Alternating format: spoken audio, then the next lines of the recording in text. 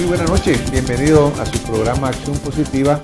Pues hoy vamos a continuar analizando diferentes aspectos de la vida nacional, de la vida internacional, que en una forma u otra pues están afectando a los guatemaltecos y a la comunidad mundial. Hemos estado tocando en estos últimos programas los temas políticos relacionados con el evento electoral y la crisis que ha venido sucediendo en Guatemala, ese despertar cívico que ha sido y sigue siendo verdaderamente emocionante y estimulante. Y creemos que esto va a continuar porque pues el pueblo de Guatemala ha reaccionado, ha entendido claramente cuál es el poder ciudadano, cómo usarlo correctamente y estamos seguros que va a seguir hacia adelante. En medio del proceso electoral, pues es bueno de repente hacer una pequeña pausa y salirnos un poco de tanto tema electoral en sí y analizar otros aspectos económicos, por ejemplo, que tienen una incidencia importante en nuestras vidas y que en una forma u otra van terminando en el bienestar de la población. Hoy quiero, para empezar, presentar a mi invitado, el licenciado Carlos González. Él es analista de ACIES. Bienvenido, licenciado. Con mucho gusto, es un gusto de nuevo estar acá. Muchas gracias, muchas gracias. Carlos es un amigo de este programa, hemos tenido ya la suerte que nos acompañe en varias oportunidades y pues nos ha enriquecido siempre que ha venido con sus valiosos aportes en el área económica, en el área de análisis. Hoy, Carlos, hemos pensado en platicar contigo cuando hablamos por teléfono para ver si nos acompañabas en este programa y hablamos sobre el tema de Grecia. Y hablamos sobre el tema de Grecia porque es lo que está en las noticias actualmente, es un caso emblemático, si así quisiéramos verlo, parte de estos países, también. Aleccionador de estos grupos de países, los PIGS que le llaman por sus siglas en inglés, pero que hablan de un grupo de países que tienen características económicas muy similares y que llegan a crisis similares. Carlos, siendo tu campo, tal vez me gustaría que tú ilustraras a nuestro público sobre cuál es la situación en Grecia, qué es lo que está pasando en este momento, claro. ¿Por qué está ese país viviendo una crisis más allá de lo que siempre ha estado? Bueno, el problema no es nuevo y surgió o se incrementó a raíz de la crisis de desaceleración económica del continente europeo y de la Unión Europea en particular, en donde los países llamados periféricos, como el caso de Grecia, España, Portugal y otros han sido los que han sufrido las mayores consecuencias, pero en tanto que otros que han sido apoyados financieramente por el Banco Central Europeo y por gobiernos de otros países europeos más fuertes financieramente hablando, han ido saliendo del problema, que se ha reflejado principalmente en medidas de austeridad muy fuertes de los gobiernos y también en altas tasas de desempleo. El caso de España, el caso de Italia se ha ido superando muy lentamente, pero el caso de Grecia se ha estancado.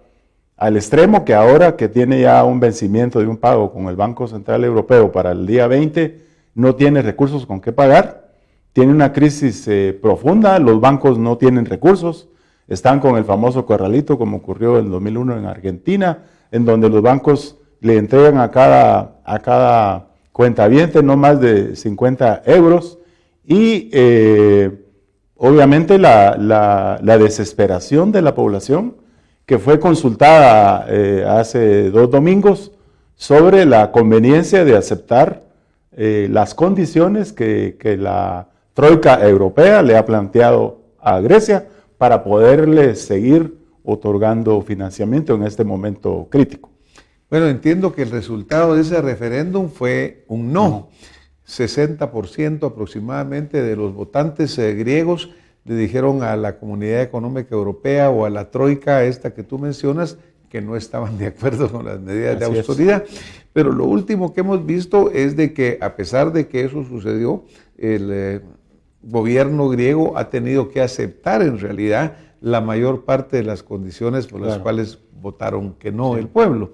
Y eso es porque o lo aceptan o lo aceptan. Claro, yo creo que el presidente del gobierno se vio obligado a aceptar las condiciones, a pesar de que el mandato, diríamos, popular fue de no aceptar, porque tiene prácticamente a las puertas una quiebra, una bancarrota total del país, en donde la amenaza es de que si no hay convenio, pues tiene que salir de la integración europea, la zona llamada del euro, y tendría que otra vez retomar su moneda original, que era el dracma, y empezar de nuevo en un proceso que sería al principio muy doloroso, pero que si retomaran su moneda, más adelante podrían tener ellos su política monetaria propia y hacer, por ejemplo, devaluaciones de la moneda con el objeto de estimular sus exportaciones, por ejemplo. Pero de momento no pareciera lo más prudente ni para Grecia, ni para el conjunto de países que conforman la zona euro, que son un ejemplo de integración para el mundo y que no quisieran que alguno de sus miembros tuviera problemas. Carlos, por ejemplo, cuando mencionábamos estos países periféricos, incluíamos a Portugal, creo que está Irlanda, está Grecia, está España, países que no han logrado salir de la crisis. Me recuerdo que hace algún tiempo Irlanda se llamaba el milagro verde, pues porque parecía que su economía había vuelto a salir y estaba muy bien, hará unos 5 o 6 años, y luego vuelven a caer en esta crisis. ¿Por qué los países caen en esos estados de crisis? Bueno, yo creo que el caso de los otros países ha tenido menos profundidad el problema del sobreendeudamiento que el que tiene ya Grecia.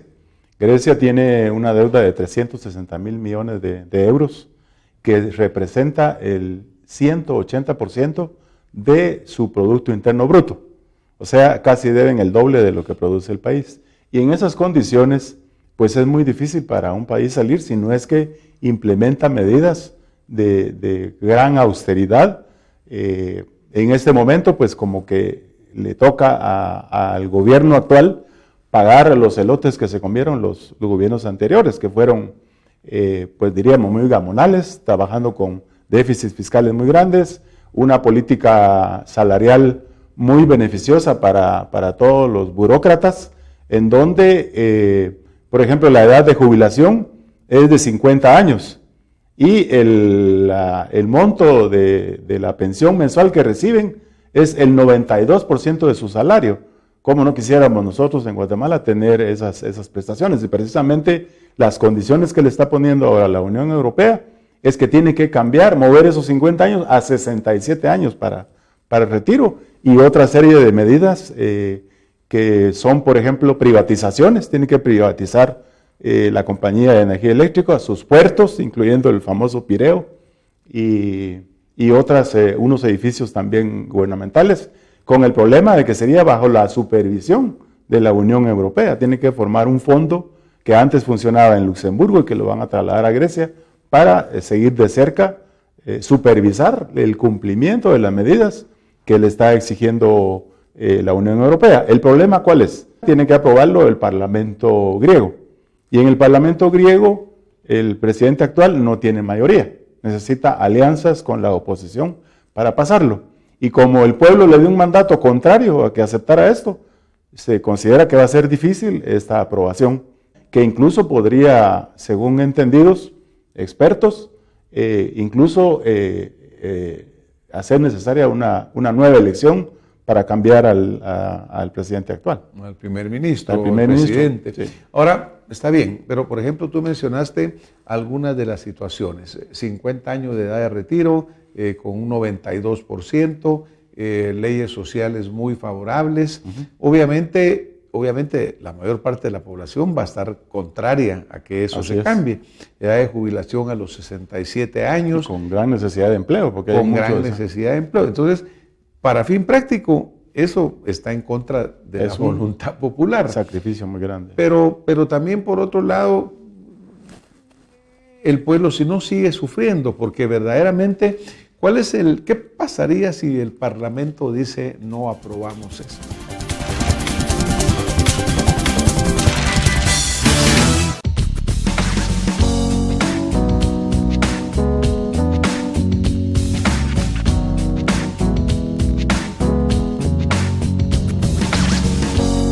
Santa Lucía, en tu mesa todo el día.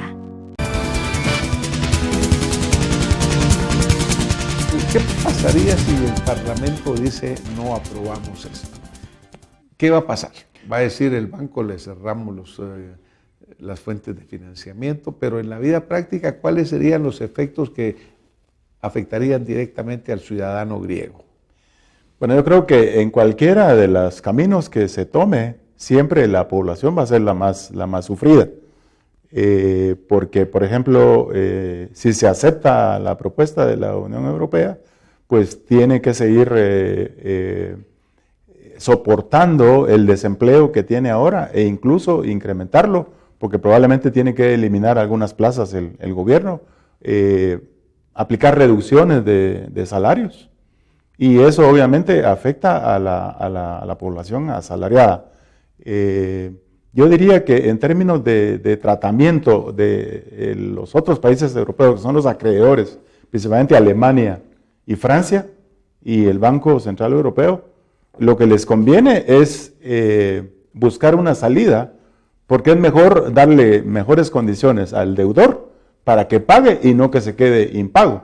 Lo que haría cualquier banco aquí en Guatemala, que yo he tenido experiencia, donde injustamente al mal deudor se le trae, se le acaricia y se le rebaja la tasa y se le da más plazos para pagar. Entonces yo creo que los dirigentes de la integración europea que tienen ahora esta propuesta tan difícil de aceptar para Grecia, tienen que ser un poco más blandos y si no condonar una parte de la deuda, por lo menos darle condiciones más amplias. El problema para los europeos es que no pueden concederle un tratamiento así tan especial a Grecia, porque entonces hay otros países igualmente endeudados que estarían probablemente pidiendo el tratamiento de la nación más favorecida. Eso era exactamente lo que te iba a preguntar a continuación, ¿sí? ¿No? Porque obviamente hay otros países que también tienen tales situaciones que no han llegado a crisis como la de Grecia, pero están muy cercanas.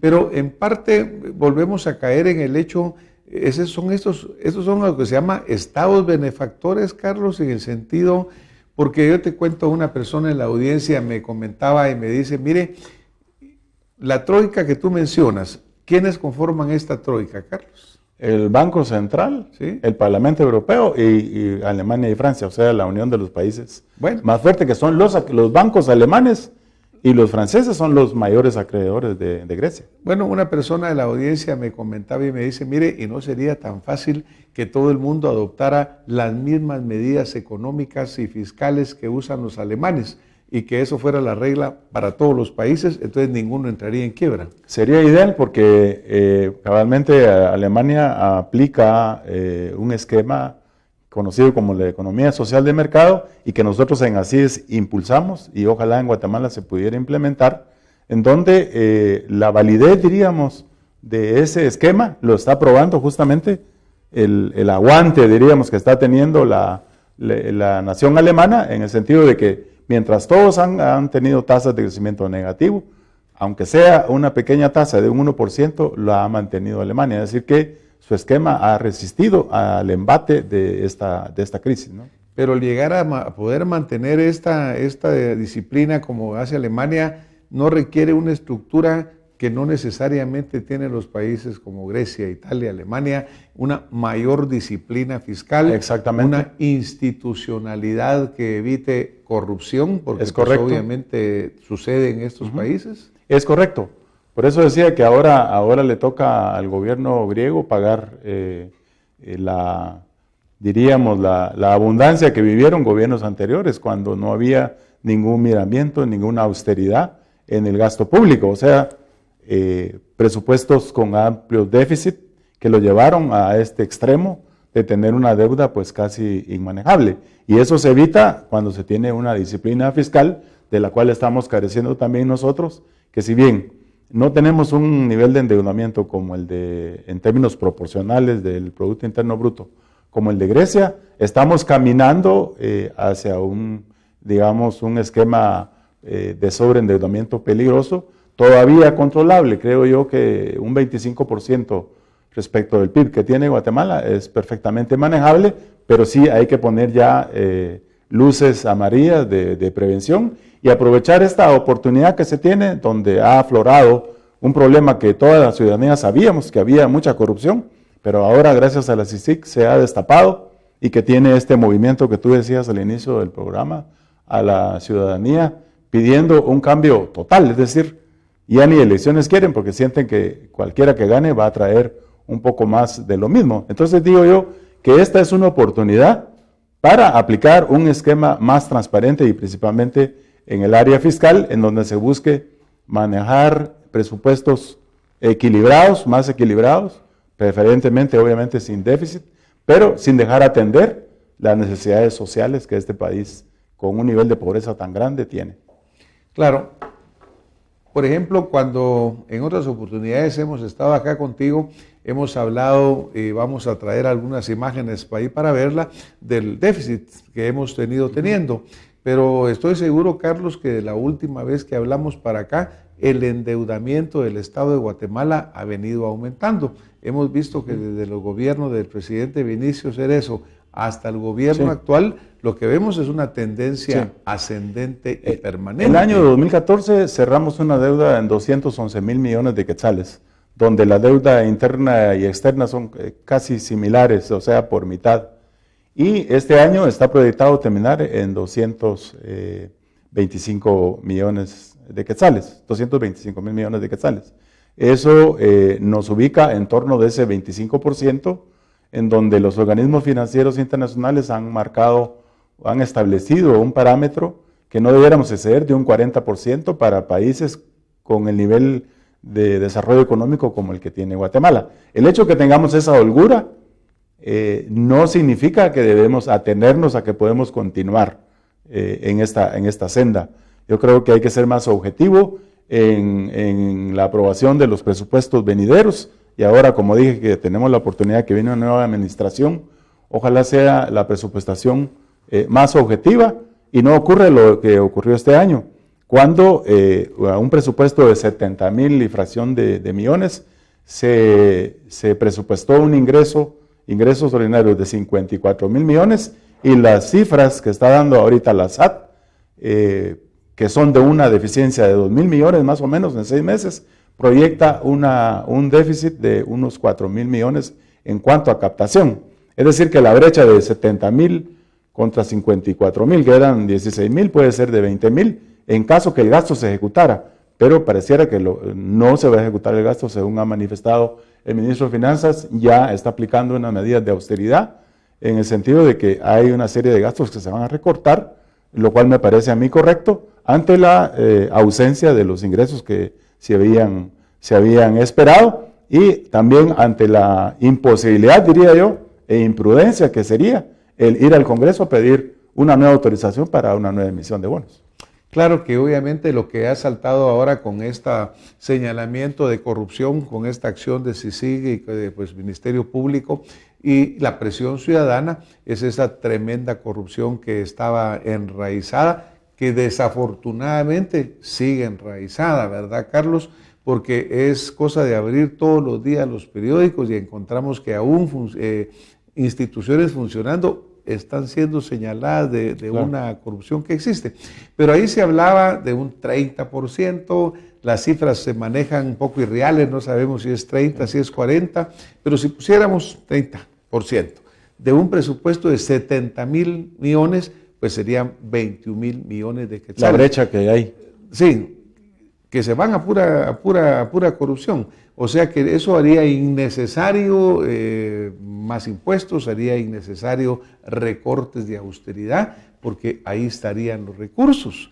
Aún otra cosa que sucede mucho y que en Europa vemos es que a las gentes que castigan los agarran y lo primero que hacen es que restituyan lo que se robaron. Claro. Pero aquí la verdad que la pena pasa, pero el pisto queda, sí, y vos ves que se señala mucha gente, pero no hay retorno de los fondos.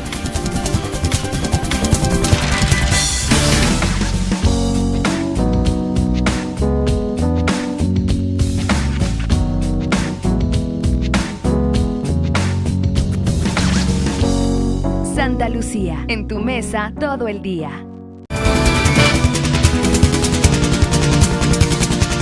Aún otra cosa que sucede mucho que en Europa vemos es que a las gentes que castigan los agarran y lo primero que hacen es que restituyan lo que se robaron. Claro. Pero aquí la verdad que la pena pasa, pero el pisto queda, Sí. y vos ves que se señala a Sí. mucha gente, pero no hay retorno de los fondos. Por eso nosotros en ACIES hicimos 12 propuestas, una de las cuales es en el área fiscal.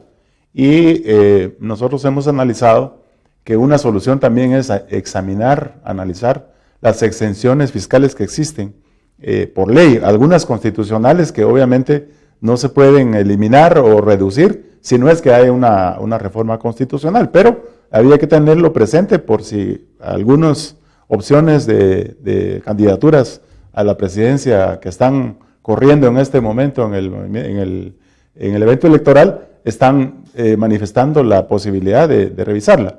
Por otro lado, creemos que... ¿De qué monto hablamos en esa? Se ha hablado de que ese gasto tributario es de alrededor de unos 18,000 quetzales. 18,000 millones millones de quetzales. Sí. Aparte de eso, según estudios que ha hecho ACIES, se estima que hay un contrabando en torno a los 13,000 millones. Obviamente ahí tenemos más. Sumamos lo que hasta ahora estaba siendo objeto de persecución por la corrupción que se ha dado y que ha venido como efecto de dominó, porque hoy cae una institución y mañana cae otra y estamos a la espera de ver dónde más hay.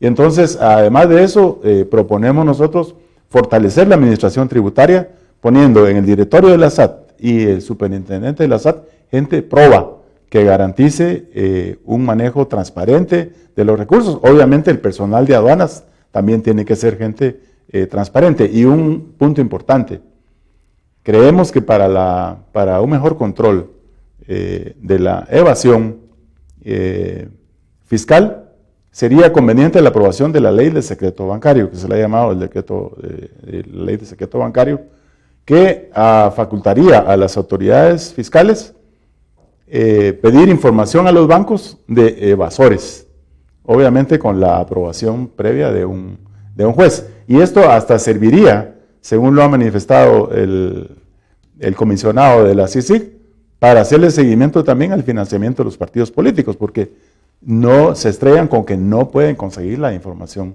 de parte de los bancos. Y eso fortalecería mucho. Con solo que se aprobara esa ley, se estima que habría un incremento automático en la recaudación de impuestos. Por ejemplo, tú mencionaste la palabra personas probas y honradas. Pues desafortunadamente en este país, digo desafortunadamente porque para casi es una vergüenza nacional, independiente del nombre de las personas, pero que 2 directores de SAT estén siendo sometidos a un proceso. Entonces dice uno, verdaderamente, ¿cómo es posible que las personas que están en los puestos más altos estén en esta situación? Pero la definición de probo y honrado, Carlos, porque eso ha sido parte de la discusión tan grande que hay en Guatemala, cómo establecer que una persona llena estas condiciones. En el campo político vemos que algunos candidatos están siendo rechazados por el Tribunal Supremo Electoral por falta de honradez. Claro. Pero esto ha abierto siempre un debate de cómo se prueban esas capacidades y virtudes. Bueno, yo creo que todo el mundo cuando aspira a una posición presenta su hoja de vida. Entonces es clave verificar cada uno de los datos que se pone, la trayectoria de la persona, dónde ha trabajado y cuál ha sido su récord de trabajo en donde ha estado. Pero aparte de eso, es necesario lo que se conoce como inteligencia. Es decir, se necesita un poco de inteligencia para ir a investigar un poco más que lo que dicen los papeles y recabar referencias de las personas. Porque aquí en Guatemala, al final de cuentas, hemos concluido que como que casi todos nos conocemos y no somos tan grandes como para no saber quién se fue mal de algún lugar, ¿verdad? Y el problema es que aún a veces que se sabe y se da a conocer a través de los medios que alguien no es una persona proba, resulta ocupando esos lugares. Claro, bueno, yo creo que esto va a irse superando mucho porque pues a partir del 25 de abril, que muchos lo señalan como un parteaguas, pues la lupa del ciudadano ha ido incrementando en su tamaño y cada vez que llegue un funcionario a algún puesto va a ser más y más y más fiscalizado. Yo creo que eso ha sido una buena situación, ¿verdad? Porque antes el ciudadano pues aguantaba, se quedaba callado, pero como que eso ya no está. Y eso es una buena advertencia para los funcionarios que quieran hacerlo en el futuro, claro, que no van a llegar a un lechito de rosas, sino que van a ser verdaderamente bajo escrutinio. Carlos, por ejemplo, estamos en época electoral, el momento acá en el cual los candidatos empiezan a hacer todas sus ofertas. Lo que siempre se señala es que ninguna plataforma hasta el momento, por lo menos que nosotros sepamos, ha presentado una verdadera propuesta económica, porque pues todos dicen vamos a hacer esto y lo otro, pero ¿qué preguntas a ti te gustaría que un candidato a la presidencia contestara en materia de política fiscal, de política económica? Claro. Pues yo creo que precisamente por el tema que estamos conversando acá, la necesidad grande del país es de una política fiscal definida a partir de la situación que estamos viviendo y del pasado reciente. ¿Hacia dónde van las finanzas? Aunque no todo el mundo presenta, no todas las opciones políticas presentan un plan de trabajo serio donde uno pudiera ver cuáles son sus intenciones, sí es frecuente escuchar una serie de promesas de empleo y mejor atención a los servicios de salud y educación, pero se reservan decir de dónde van a sacar los fondos para hacer esas mejoras. Obviamente porque hablar de nuevos impuestos son votos menos, ¿verdad? Entonces se cuidan mucho de no mencionar eso. Pero ya vimos que no necesariamente hay que incrementar los impuestos. Con recaudarlos de mejor manera estaríamos mejor. Entonces, manejarlos de mejor manera. Manejarlos de mejor manera, ser austeros. Entonces, la primera pregunta a un candidato sería, ¿cómo piensa abordar el problema fiscal para devolverle la solvencia a las finanzas públicas del país y evitar que podamos llegar a una situación crítica? Yo creo que estamos lejos de eso, pero de todas maneras tenemos el ejemplo de Grecia que no deberíamos seguir. Y luego preguntarles también sobre los demás aspectos, como por ejemplo en educación, cuál es su plan en educación, cuál es su plan de empleo y también de estímulo a la inversión, que son, creo, aspectos torales que requiere toda política económica en Guatemala. Claro que en general lo que se va a obtener van a ser las respuestas, digamos, generales y superficiales, ¿no? Porque habrá quien ofrezca 500,000 empleos, quien ofrezca 700,000, pero como tú dices, en una sustentación real, ¿no? Ajá. Cuando hablábamos del hecho de que la deuda pública ha ido subiendo y subiendo y subiendo, pues hemos pasado por diferentes etapas. En el 2012 hubo aquella baja en la economía mundial que hizo necesaria políticas anticíclicas. 2008. Políticas anticíclicas de inversión del gobierno, claro. Lo que no se repite después. Pero, ¿has oído tú hasta este momento una propuesta fiscal, económica seria de alguna plataforma? La verdad es que todavía no lo he escuchado. Tal vez una aclaración habría que hacer. La deuda per se no es mala.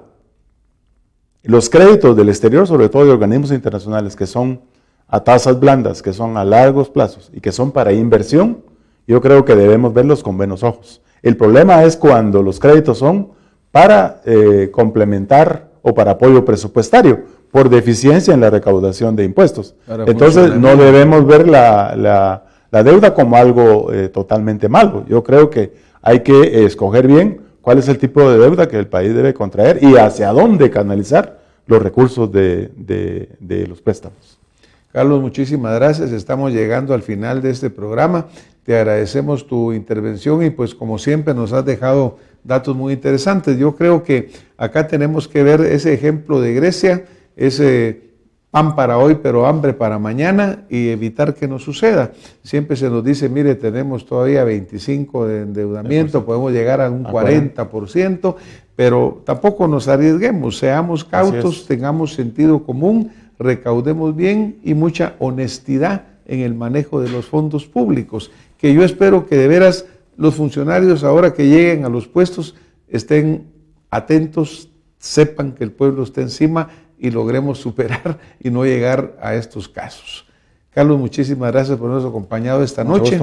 A ustedes que han estado con nosotros, pues gracias y nos vemos la próxima semana con más Acción Positiva. Muy buenas noches.